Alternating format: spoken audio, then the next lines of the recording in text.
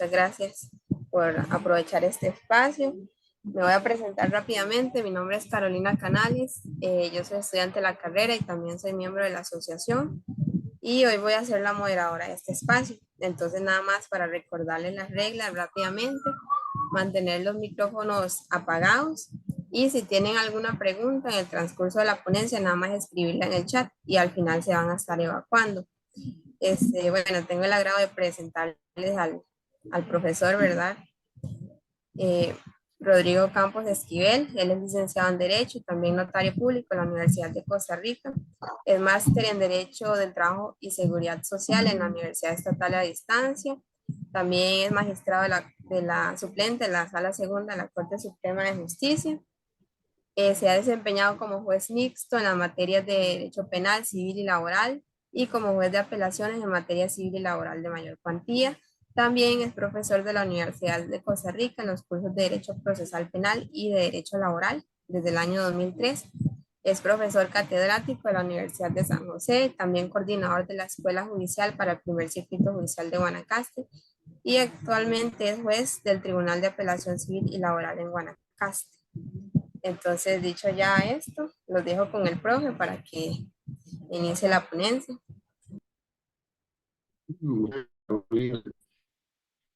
De hecho, esta es la cuarta ya charla que damos sobre este tema. La primera fue los principios aplicables en la nueva ley concursal. El otro tema, el segundo, fue la prelación legal de créditos en los procesos concursales.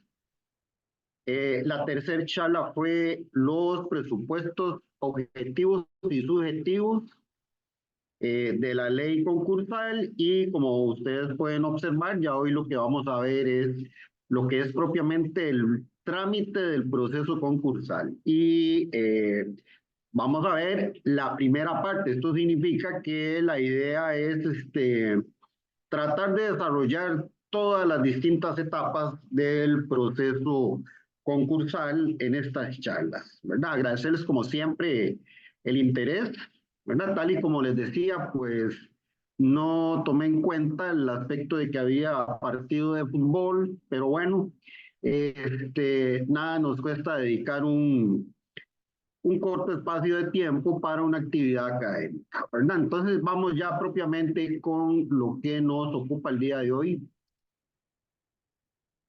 Como siempre, a mí me gusta hacer advertencias iniciales, ¿verdad? Un poco para que las personas que están pendientes, pues tengan un poco más claro de por dónde va el asunto, ¿verdad? Entonces, en primer término, es menester advertir que de previo a plantear un proceso concursal, ya sea por parte del deudor o de dos o más acreedores, se debe haber verificado la concurrencia de los respectivos presupuestos subjetivos y objetivos.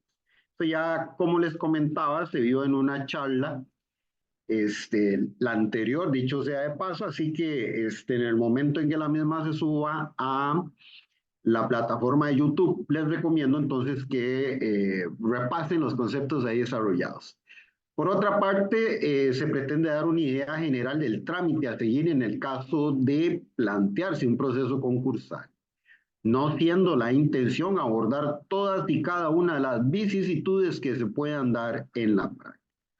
Esto, bueno, es una advertencia importante desde el punto de vista de que, bueno, en la práctica se pueden dar muchísimas situaciones, algunas que incluso ni siquiera están previstas por la ley, ¿verdad? Entonces aquí lo que vamos a ver es el trámite en general. Vamos entonces con lo que es el trámite, apertura o rechazo del concurso, ¿verdad? Esa es la primera parte del proceso concursal. El ordinal 12 de la ley concursal número 9957 establece quiénes son los sujetos legitimados para solicitar la apertura de un proceso concursal a su haber. El deudor. Bueno, el deudor es uno de los sujetos legitimados.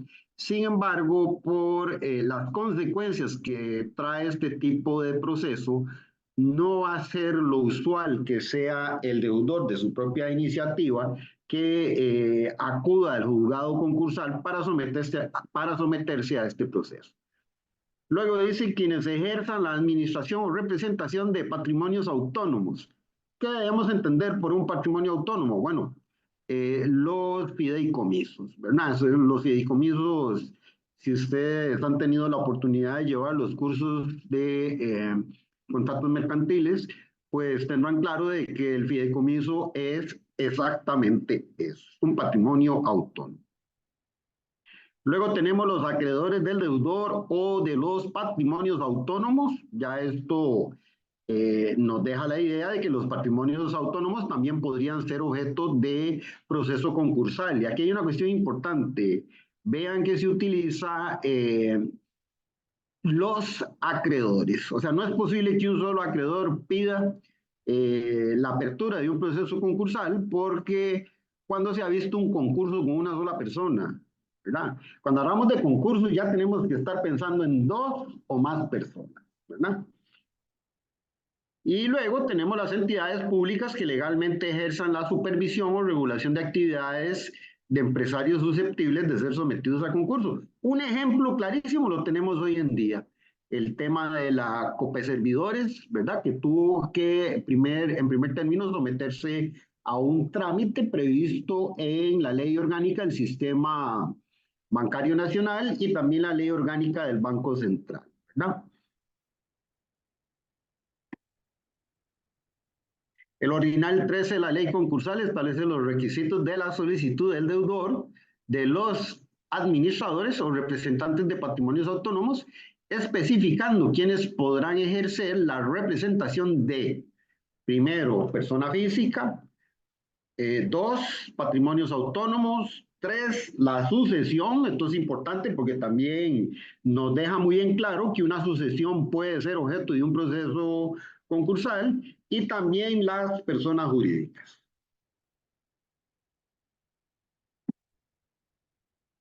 Solicitud inicial del deudor o sus representantes. En el caso de la solicitud del deudor o del administrador o representante de un patrimonio autónomo, se debe cumplir con los siguientes requisitos. Entonces tenemos por acá indicación si se trata de una insuficiencia patrimonial actual o inminente. Esto es importante, ¿verdad? Puede que la insuficiencia sea algo actual y presente o es algo que va a ser inminente de acuerdo con las circunstancias. Luego tenemos como otro requisito los documentos que acrediten la representación del solicitante. Tercero, explicación clara, detallada y precisa en orden cronológico de los motivos que ocasionaron dicha insuficiencia o que la hacen inminente. Ni más ni menos que un cuadro fáctico, ¿verdad? Eso es un cuadro fáctico de donde se describen los hechos por los cuales se considera que se cayó o se va a caer en ese estado de insuficiencia patrimonial. De cuarto, tenemos la reseña de la actividad económica y jurídica que ha realizado durante los últimos 3 años. También indicará que ha continuado con dicha actividad.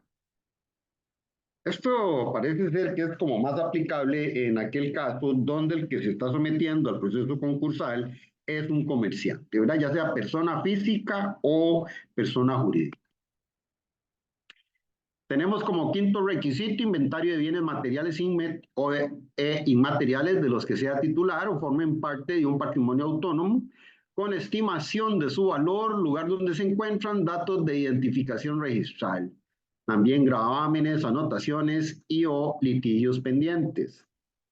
Sexto, listado de deudores por orden alfabético con indicación del monto de capital, intereses, comisiones, gastos, multas y otros rubros. Aquí el listado de deudores hay que verlo como un activo, ¿verdad? Porque son créditos en favor del patrimonio del deudor fallido. Se deberá indicar además su fecha de vencimiento, así como la existencia de codeudores, garantías reales personales o de cualquier otra naturaleza. Séptimo requisito, información detallada de fideicomisos de los que forme parte el deudor con indicación de los bienes fideicometidos.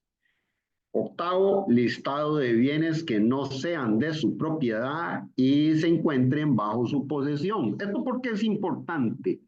Porque en estos casos procede la reivindicación de esos bienes a sus legítimos propietarios, ¿verdad? Vean que se trata de bienes que están en poder del deudor, pero que no son de su propiedad, o sea, que no pueden ser objeto de liquidación en el proceso concursal. Luego tenemos noveno requisito, listado de trabajadores por orden alfabético, puesto y salario bruto y neto, con indicación si se está al día o no en el pago del salario, obviamente. También se deberá indicar si se está moroso en el pago de prestaciones, esto en el caso de que se haya roto el vínculo laboral, ¿verdad?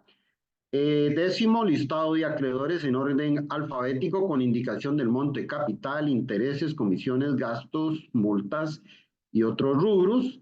Se deberá indicar además su fecha de vencimiento, así como existencia de codeudores, garantías reales, personales o de cualquier otra naturaleza. Onceavo, información detallada de los procesos judiciales o extrajudiciales en los que sea parte.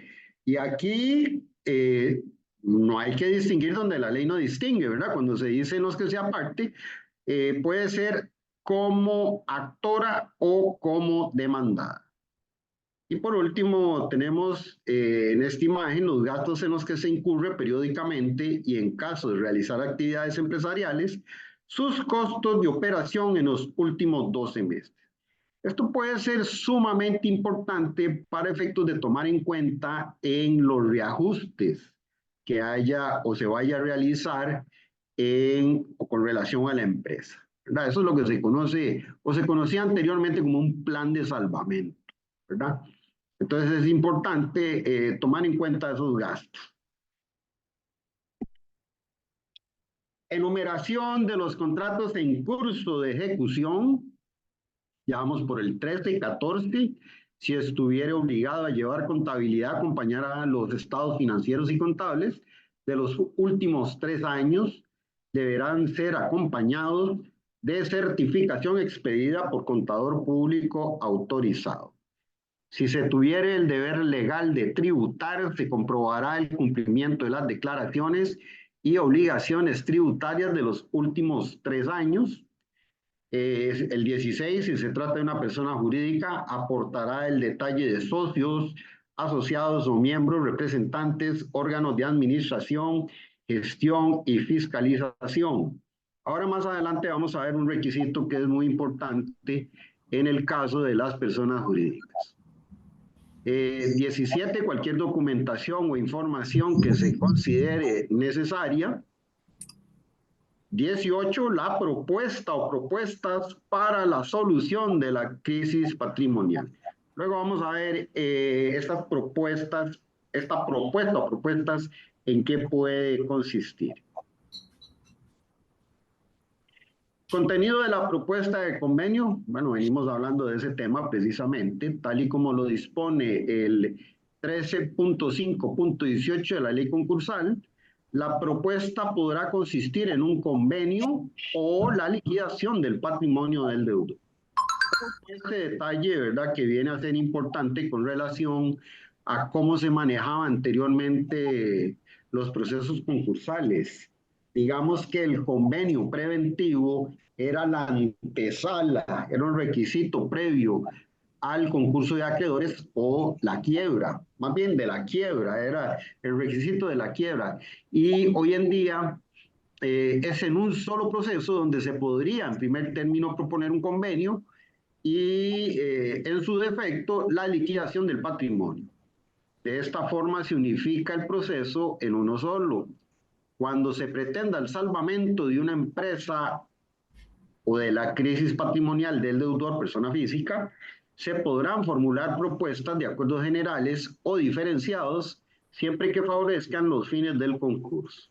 Cuando se trate de propuestas diferenciadas, se justificará con criterios subjetivos las agrupaciones y categorías de acreedores. Aquí es importante tomar en cuenta la charla que en algún momento se impartió sobre la prelación legal de créditos en los procesos concursales, ¿no? Cuando se habla acá de criterios subjetivos es más bien para efectos de ordenar, no de arbitrariedad a la hora de repartir, ¿verdad? Que eso es importante. No se pretende con ello violentar de ninguna manera el principio de la comunidad de pérdidas, ¿verdad? O eh, vamos a ver, bueno, ahorita se me fue el latinazo, se me fue a perder el principio de comunidad de pérdidas. Las propuestas podrán consistir en perdón parcial de las deudas. Anteriormente perdón, ya me acordé, par conditio creditorum. Par conditio creditorum. Así es como bueno, ese es el latinazo que corresponde al principio de comunidad de pérdidas. Bueno, estamos con propuestas de convenio. Tenemos en primer término el perdón parcial de las deudas. Esto es lo que anteriormente se conocía como un convenio remisorio. Cuando hablamos de perdón de deudas, nunca puede ser de un 100% de los créditos. Siempre tiene que ser un perdón parcial. Luego tenemos el otorgamiento de plazos más amplios para el cumplimiento. Anteriormente esto se conocía como un convenio dilatorio, que se trataba de darle más plazo al deudor para que cumpla con sus créditos. Un plan de reestructuración empresarial, que esto es más propio como de un plan de salvamento, refinanciación o readecuación de deudas, entrega de bienes, esto es lo que anteriormente se conocía como un convenio de cesión de bienes, la capitalización de activos. ¿En qué consiste la capitalización de activos? Consiste en utilizar activos de la empresa para aumentar el capital social. Aquí tenemos aumentos de capital social que, para distinguirlo de los anteriores, estos aumentos serían más bien en dinerario. Luego tenemos la liquidación patrimonial, o sea, una propuesta puede ser la liquidación patrimonial, y esto ya cuando no hay nada que hacer, ¿verdad? No hay ninguna forma de enderezar las finanzas del deudor. Y cualquier tipo de solución no lícita, perdón, lícita, no contemplada en las anteriores, o que resulte de la combinación de estos. O sea, de estas 7 que mencionamos, puede incluso hacerse mixturas, ¿verdad? Al formular varias propuestas, se deberá precisar cuáles son principales y cuáles son accesorios, ¿verdad? Esto también es importante. Igual que se puede hacer en un proceso ordinario, ¿verdad? Se puede explicar cuáles son las pretensiones principales, cuáles son subsidiarias. Aquí ocurre lo mismo con las propuestas de convenio.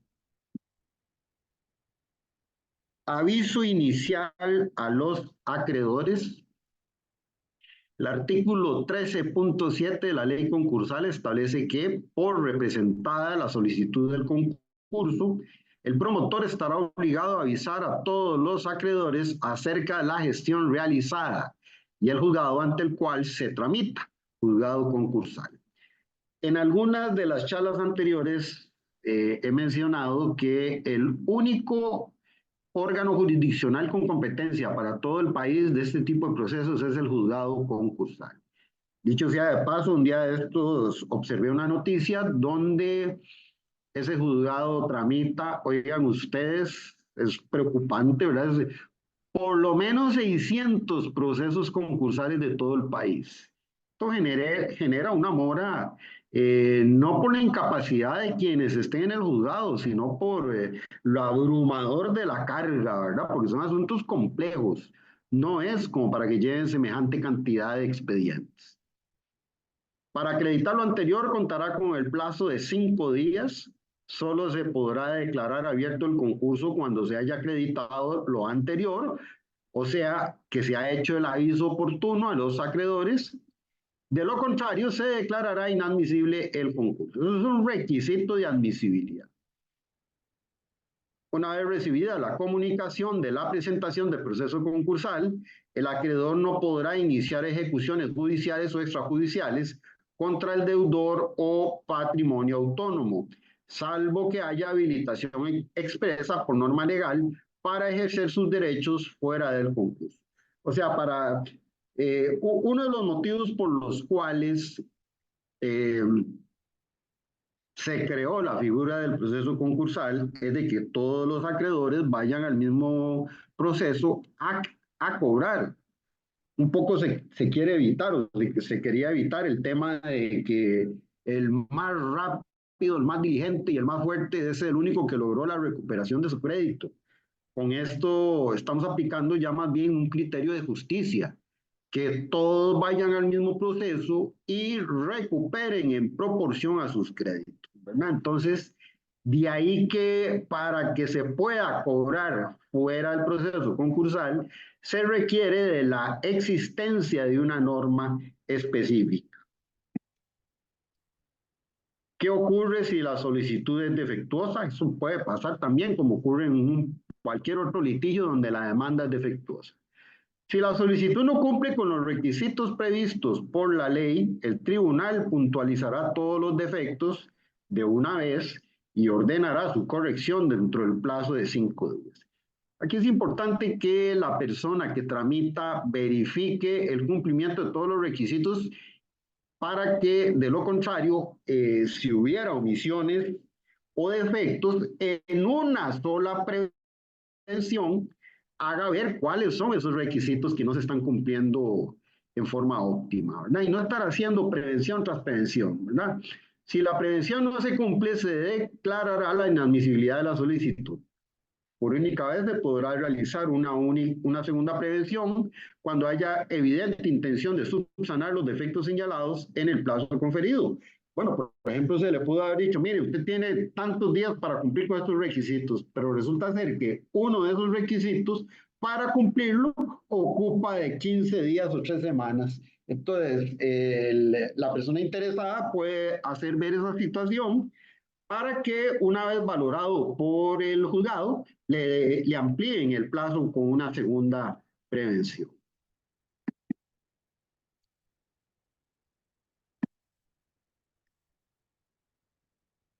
Prueba de oficio, previo a la decisión acerca de la declaratoria de apertura del concurso, el tribunal podrá ordenar la prueba que estime necesaria. O sea, aquí se permite la oficiosidad en la evacuación de prueba, ¿verdad? Luego, un tema muy, muy interesante que hace que sea un proceso muy particular y es la imposibilidad de desistimiento. Eh, ¿Qué se quiere decir con esto? Bueno, si el deudor fue el que planteó la solicitud de apertura del concurso, él no puede desistir. O decir, vea, yo presenté esta solicitud de concurso, pero me arrepiento, la retiro. No se puede. Sin embargo, perdón, aquí hay una situación importante que hay que tomar en cuenta. Vean, antes de la declaratoria de apertura del concurso, en eso que están revisando los requisitos y sin que todavía hayan cursado el proceso, podrá aportar prueba para acreditar de manera sobreviniente que su situación económica varió de tal forma que no subsiste el presupuesto objetivo para la apertura concursal. O sea, digámoslo de una forma comprensible, que vino a mejor fortuna y entonces ya no es necesario el proceso concursal, ¿verdad? Solicitud del acreedor y otros sujetos legitimados. Bueno, recordemos que aunque sea un acreedor, tiene que demostrar que hay otro acreedor por ahí porque es un concurso, ¿verdad? A partir del ordinal 14 de la ley concursal se regula todo lo relativo a la solicitud planteada por el acreedor y otros sujetos legitimados. Lo primero, claro está, es acreditar la condición de acreedor, para lo cual se deberá presentar un título legalmente válido de cualquier naturaleza en el que conste una obligación dineraria a cargo del demandado, sin que necesariamente esté vencida. Bueno, eso es aquellos presupuestos que pueden dar pie a un proceso concursal, no necesariamente es porque se haya dejado de pagar un crédito, o varios créditos, sino que puede haber otras, por ejemplo, que ha acudido a expedientes ruinosos o que ha empezado a cancelarle a otros acreedores en daño de otros. Ese tipo de situaciones también pueden dar pie al proceso concursal. Para tal efecto, el título deberá tener las siguientes condiciones. Bueno, ser original. Si no fuera original, puede ser copia certificada cuando lo admita la ley. El único ejemplo que por lo menos yo conozco es este. Artículo 70, inciso 5 de la Ley Orgánica del Sistema Bancario Nacional. Usualmente los bancos guardan en sus bodegas los pagarés o letras de cambio originales y lo que hacen es aportar una copia certificada. Estar en un soporte en el que aparezca como indubitable quién es el deudor y su firma o la de sus representantes legítimos. Bueno, aquí aplicamos lo de la firma digital y también la firma holográfica, si es que eso, la parte estuviera en posibilidad de hacerlo. Si se presenta a título ejecutivo, la firma será indispensable únicamente cuando la ley lo exija. Bueno, es que hay casos donde, por ejemplo, se puede aportar una certificación de contador público. Él puede, en el caso de cheques, de cuentas corrientes y también de cuentas de tarjetas de crédito. Si se presenta el título físico original, se insertará la razón de haber sido presentado al proceso concursal con la hora y fecha exactas y se incorporará una copia al pie de la carpeta. De no hacerse antes de la declaración del concurso, se declarará la inadmisibilidad del concurso. Bueno, esto lo que se trata es que el título tiene que presentarse, obviamente, antes de la declaración de concurso, porque de lo contrario se declara inadmisible. En el caso del acreedor favorecido con una resolución firme, laudo o acuerdo homologado judicialmente, solo podrá gestionar la declaratoria cuando demuestre que concurre a alguno de los hechos que hace presumir la insuficiencia patrimonial. Los acreedores con garantías prendarias, hipotecarias, mobiliarias, reales o equiparables, solo podrán solicitar la apertura del concurso si renuncian a su privilegio o cuando los bienes dados en garantía hayan sido insuficientes para satisfacer la totalidad del crédito.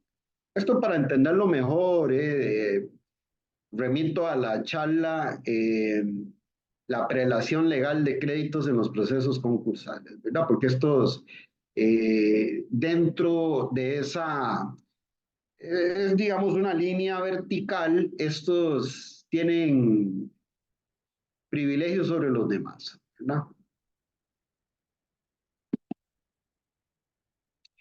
Cuando la solicitud se formule una entidad, cuando la solicitud la formule una entidad encargada legalmente de la supervisión o regulación de actividades de empresarios susceptibles de concurso, deberá presentarse el acuerdo firme mediante el cual se decidió requerir la apertura concursal. Era lo que yo les decía, que en el caso de sociedades, más adelante les iba a dar una información, y es precisamente esta, ¿verdad? Que tiene que haber un acuerdo mediante el cual se tomó la decisión de someter a esa persona jurídica al proceso concursal. Además de los requisitos generales que exige la legislación procesal civil para la demanda, artículo 35 del Código Procesal Civil, la solicitud de apertura de concurso deberá cumplir con los siguientes requisitos. La causal que hace presumir el estado de insuficiencia patrimonial, esta causal está en el 5 de la ley concursal. Si se trata de insuficiencia actual o inminente, la exposición de los hechos que justifiquen la apertura del concurso, artículo 13.5.1, y la solución que estime acertada para solventar la insuficiencia patrimonial. Recordemos de aquí, ya estamos hablando más bien de la gestión que planteó el acreedor, ¿verdad? Ya habíamos visto todos los requisitos en el caso de que fuera el deudor. Aquí ya estamos hablando de un proceso planteado por un acreedor. No será necesario estimar la demanda. Resulta ser que la estimación no es condicionante de la competencia, porque ya vimos de que cualquier proceso concursal es competencia del juzgado concursal, entonces el tema de la estimación es algo que no viene al caso. Se podrán solicitar las medidas cautelares idóneas. Se puede observar algún listado ahí en el artículo 10 de la ley concursal. En el caso de una demanda defectuosa se aplica el ordinal 14.4 de la ley concursal. Y también esto para poner en evidencia el parecido con el proceso ordinario civil, la demanda improponible aplica en los siguientes casos. Falta de legitimación concursal de quien demanda, o sea, es una persona que no tiene un crédito a su favor y que tampoco tiene ningún interés, que no se configuren los presupuestos objetivos o subjetivos, y que no se configura un concurso de acreedores. Bueno, por ejemplo, que llegó solo un acreedor a pedir el concurso. Era lo que yo les decía, si hablamos de concurso, tiene que haber necesariamente por lo menos dos acreedores. Vamos con el allanamiento y falta de contestación. Dispone el 14.7 que si el deudor acepta la existencia de un estado de insuficiencia patrimonial y se allana a la pretensión o no contesta dentro del plazo, el tribunal emitirá sentencia que declare abierto el concurso. En caso de allanamiento, el deudor deberá cumplir con los requisitos establecidos en la ley 13 de la ley concursal. En incumplimiento de dicho requisito, la falta de contestación oportuna no impedirán la continuación del proceso concursal. En el caso de la contestación negativa, si el deudor contesta negativamente dentro del emplazamiento y hubiere ofrecido prueba, el tribunal admitirá únicamente la que resulte necesaria. También podrá ordenar de oficio la que considere necesaria. Bueno, esto ya lo habíamos visto, ¿verdad? La posibilidad de que el juzgado ordene de oficio prueba que sea importante para tomar una decisión, ¿verdad? Sobre la conveniencia de abrir el proceso o no darle cabida al mismo. En caso de no ser necesaria la práctica de pruebas, se concederá al acreedor un plazo de 3 días para que se refiera a la contestación negativa y excepciones opuestas, luego de lo cual el tribunal decidirá en una resolución lo pertinente. Digamos que aquí se le da una audiencia al acreedor que haya planteado el proceso a fin de que se refiera a la contestación negativa y excepciones del deudor. Prejudicialidad, bueno, aquí hay un tema importante, la existencia de un proceso penal en ningún caso provocará prejudicialidad en cuanto a la solicitud de apertura del proceso. Cuando haya prejudicialidad sobre la apertura, perdón, que aquí no puedo ver bien, bueno, dice, cuando para la apertura del concurso no sea necesario decidir alguna cuestión que constituya el objeto de otro proceso no penal anterior a la solicitud inicial, aquí más bien hay un proceso del que depende la solicitud inicial. Por ejemplo, que se esté discutiendo, hay un litigio con relación al crédito que se quiere cobrar. Entonces, de oficio o a solicitud de parte, podrá decretarse la suspensión del proceso concursal. Digamos que no es un tema propiamente prejudicialidad, pero sí se podría suspender. Vean que es suspensión del proceso, ¿verdad? En espera de lo que se resuelva, porque es importante para decidir con relación a la solicitud inicial.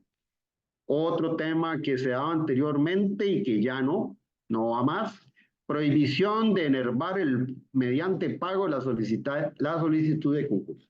Anteriormente, tanto el concurso de acreedores como la quiebra daban la posibilidad al deudor de que si pagaba todo lo que estaba reclamando el acreedor, se enervaba el proceso mediante pago. Ya en esta ley, específicamente esta norma, el 20.5, dice: el demandado no podrá enervar la demanda haciendo pago del adeudado respecto de los créditos que le sirvieron de fundamento. Entonces, lo que antes era una posibilidad, ya eso no va más. Sentencia, el plazo para el dictado de la sentencia una vez concluida la audiencia oral o estando listo el proceso para la decisión es de 5 días en forma escrita. Esto es un proceso relativamente sencillo para este tipo de procesos. En procesos muy complejos, el plazo será de 15 días, lo que se deberá de justificar en la misma. Vamos a ver, no es que la complejidad va a ser siempre la regla. Más bien, si se va a aplicar el plazo de 15 días, hay que justificar el por qué se considera que el proceso es complejo. Luego tenemos la sentencia desestimatoria. Si se deniega la apertura del proceso, se podrá condenar al gestionante al pago de costas. Bueno, todas las costas que produjo, ¿verdad? Y también se le podrá condenar al pago de los daños y perjuicios que hubiere ocasionado. Imagínense ustedes que se le hubieran impuesto medidas cautelares que resultaron ser sumamente dañinas, perjudiciales, gravosas. Entonces, en ese caso se le puede condenar al pago de los daños y perjuicios que haya producido. La sentencia estimatoria, aparte del contenido de una sentencia, artículo 62.1 y 28.1 del Código Procesal Civil, la que declare abierto el proceso contendrá. Entonces, primero, la apertura del concurso, ¿verdad? Esto es una cuestión solemne, se declara abierto el concurso, se nombra interventor o administrador concursal y un suplente con la delimitación de sus funciones, o sea, hay que especificar cuáles van a ser las funciones que tiene que desempeñar, convocatoria a acreedores e interesados para que se apersonen a hacer valer sus derechos dentro del plazo de 15 días. Luego tenemos la orden de comunicación de la apertura del proceso a los registros públicos respectivos y a las entidades públicas, financieras, bursátiles, de cualquier clase, con las que el concursado tenga relación. Esto es importante para, bueno, que si hubiera movimientos con relación a esos bienes, se puedan impugnar posteriormente. Y luego también esa sentencia estimatoria estipula la orden al concursado, su representante legal, de cumplir con los requisitos previstos por la ley 35 del Código Procesal Civil y 14.3 de la ley concursal. Para ello se le otorgará el plazo de 10 días a partir de la notificación de la sentencia. Y también, bueno, eso que lo acabamos de mencionar, cualquier medida cautelar que el tribunal estime necesaria para garantizar los derechos e intereses de las partes y en el resultado del proceso. Es una norma sumamente abierta y deja abierta la posibilidad de distintas situaciones que puedan ser previstas. Artículo 10 de la ley concursal. Bueno, ¿tienen alguna duda con relación al tema que vimos hoy?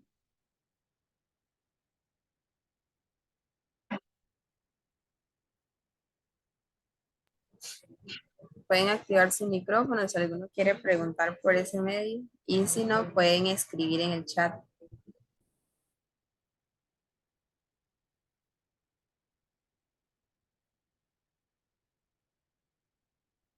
¿No hay preguntas? Buenas noches, profesor. No sé si lo explicó, tal vez me despisté un poco.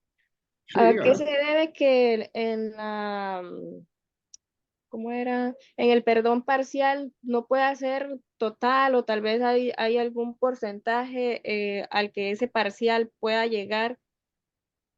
Este, vamos a ver, eso es una disposición que venía de la legislación anterior. Ustedes, bueno, los que estudian ya llevaron obligaciones, recuerdan lo que era la remisión, el perdón de deudas, ¿verdad? Eh, en el caso de el Código Procesal Civil anterior, la ley 7130 establecía expresamente que el perdón de deudas nunca podía ser total. Porque si no, entonces, ¿qué se va a liquidar? ¿Verdad? Entonces, eso, ¿cómo va a ser un proceso que lo que busca es justicia y más bien perdonándole todas las deudas al deudor? Entonces, se permitía el perdón, pero solo parcial. El problema está en que no se aclara hasta dónde llega. Yo diría que de 90 para donde sea, se permite, mientras no sea total, ¿verdad? Yo diría que hay que valorar también las posibilidades del deudor. Hay que valorar las posibilidades del deudor para ver qué, qué tan justo es ese perdón que se va a llevar a cabo. Muchas gracias, profesor. Ok, dice, tengo una pregunta, ¿cuál es la diferencia entre la resolución que se está haciendo en COPE servidores y el proceso concursal? Sí, es que eso, Tatiana, vamos a ver. COPE Servidores es una entidad financiera que está sometida a la supervisión, bueno, en los términos de la ley del Sistema Bancario Nacional y de la ley orgánica del Banco Central. Entonces, las cooperativas no pueden ser sometidas de buenas a primera a un proceso concursal, sino que primero tienen que llevar un proceso de intervención. Y como esa intervención, vamos a ver, lo que surgió de esa intervención es que no puede ser viable más esa cooperativa, entonces que se da apertura al proceso concursal. No sé si con eso le queda claro. Ok, ¿alguna otra duda?